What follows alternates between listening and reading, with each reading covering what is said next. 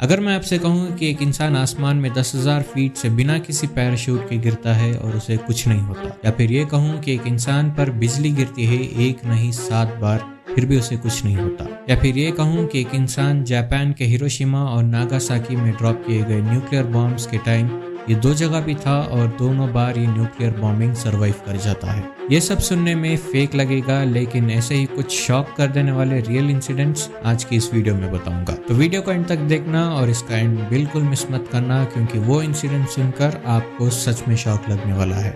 Weekly facts release की एक और वीडियो में आपका स्वागत है। फर्स्ट स्टोरी है एक जर्मन लेडी की जिसका नाम है जूलियन कोपकी। 24 दिसंबर 1971। तब जूलियन करीब 17 इयर्स की थी। उस दिन जूलियन अपनी माँ के साथ लैंसा फ्लाइट 508 में ट्रैवल करने वाली थी।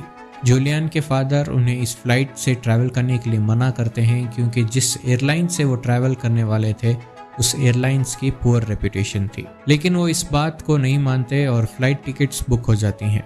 फ्लाइट टेक ऑफ होती है और प्लेन अमेज़न रेन फॉरेस्ट के ऊपर उड़ रहा होता है। तभी अचानक से बिजली प्लेन पर गिरती है और देखते ही देखते प्लेन छोटे पीसेस में टूट जाता है। सीट बेल्ट की वजह से जूलियन अपनी सीट में ही लॉक हो जाती है और वो 10,000 फीट से नीचे गिर जाती है। इतनी ऊपर से गिरने के बाद किसी भी इंसान के बचने के चांसेस नहीं होते, लेकिन जूलियन जिंदा बच जाती है। उनका आर्म टूट जाता है और कुछ इंजरीज जरूर लगती है।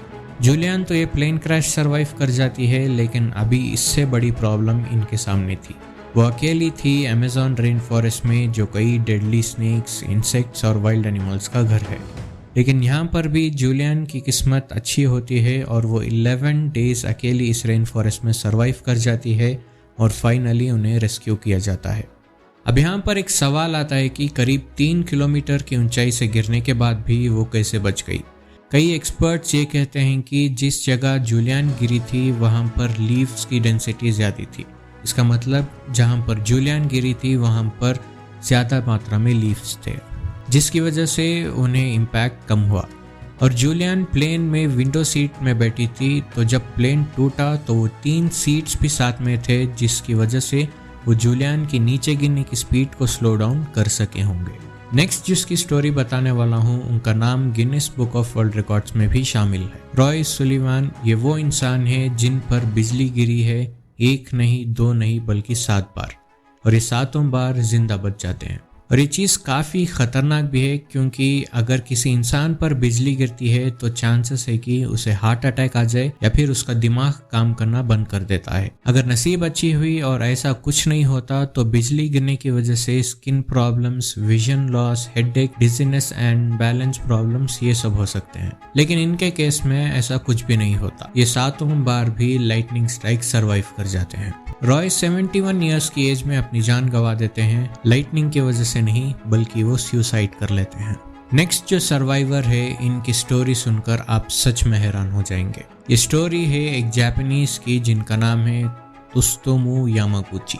जब हिरोशिमा पर अमेरिका न्यूक्लियर बॉम्ब ड्रॉप करता है तब यामागुची हिरोशिमा में थे और फिर उस डेडली अटैक से बच जाते हैं। इतना ही नहीं, जब 2 दिन बाद अमेरिका नागासाकी पर दूसरा बॉम्ब ड्रॉप करता है तब यामागुची नागासाकी में थे और इस बार भी वो न्यूक्लियर अटैक सरवाइव कर जाते हैं। इन्होंने ये कैसे किया, आइए जानते हैं। यामागुची एक मेरीन इंजीनियर थे जो कि एक बिजनेस ट्रिप पर हिरोशिमा आए हुए थे, इस बात से अनजान कि वो सबसे बड़ी ह्यूमन डिस्ट्रक्शन इवेंट का एक पार्ट होने वाले हैं। अब यहाँ पर ये सवाल आता है कि ये बचे कैसे। ये जानने के लिए हमें ये जानना होगा कि उस दिन हुआ क्या था। ब्रीफ में बताऊं तो जो बॉम्ब ड्रॉप किया गया था वो ग्राउंड लेवल से 600 मीटर्स की हाइट पर ब्लास्ट होता है। इतना पावरफुल था कि उस बॉम्ब ने पूरी सिटी को बर्बाद कर दिया।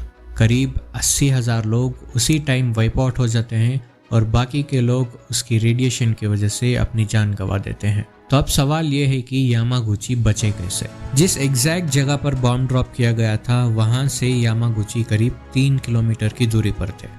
वो आसमान में एक लाइट देखते हैं और फिर बॉम्ब का शॉक वेव अपनी तरफ बढ़ते हुए फील करते हैं। शॉक वेव इतना पावरफुल था कि वो इन्हें उड़ाकर एक गड्ढे में गिरा देता है। इनके फेस और आर्म्स पर काफी इंजरीज होते हैं और शॉक वेव की वजह से इनके दोनों कान के पर्दे फट जाते हैं। जब यामागुची उस गड्ढे से बाहर आते हैं तो देखते हैं लाशों का ढेर।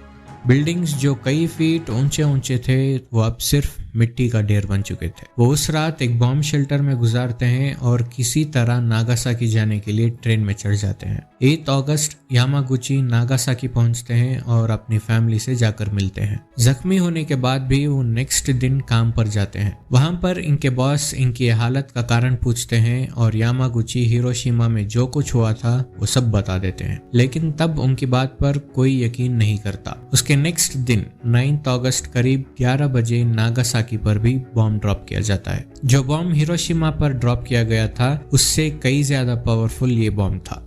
नागासाकी में भी करीब 40,000 लोग अपनी जान गंवा देते हैं, लेकिन लकीली यामागुची यहाँ पर भी बच जाते हैं। इस टाइम भी जिस जगह पर बॉम्ब ड्रॉप किया गया था उससे ठीक 3 किलोमीटर दूर यामागुची होते हैं। मित्सुबिशी की पूरी बिल्डिंग इस बॉम्ब से डिस्ट्रॉय हो जाती है, लेकिन लकीली यामागुची सरवाइव कर जाते हैं। जो बैंडेज इन्होंने अपने वुंड्स पर लगाए थे वो शॉकवेव की वजह से फट जाते हैं और इनके वुंड्स और गहरे हो जाते हैं। इस बार लकीली यामागुची की वाइफ और उनका चाइल्ड इस ब्लास्ट को सरवाइव कर जाता है। 2009 में जापानीज गवर्नमेंट यामागुची को ऑफिशियली रिकॉग्नाइज करते हैं as the survivor of both bombings. फिर 2010 में यामागुची स्टमक कैंसर की वजह से 93 इयर्स की एज में अपनी जान गंवा देते हैं। अगर आपको ये वीडियो अच्छा लगा और इसका सेकंड पार्ट चाहते हैं जिसमें कि ऐसे ही कई और सर्वाइवर्स की शॉकिंग इंसिडेंट्स बताऊं, तो कमेंट्स में ज़रूर से मेंशन करना। मैं मिलता हूं आपसे अगले वीडियो में, तब तक के लिए बाय बाय।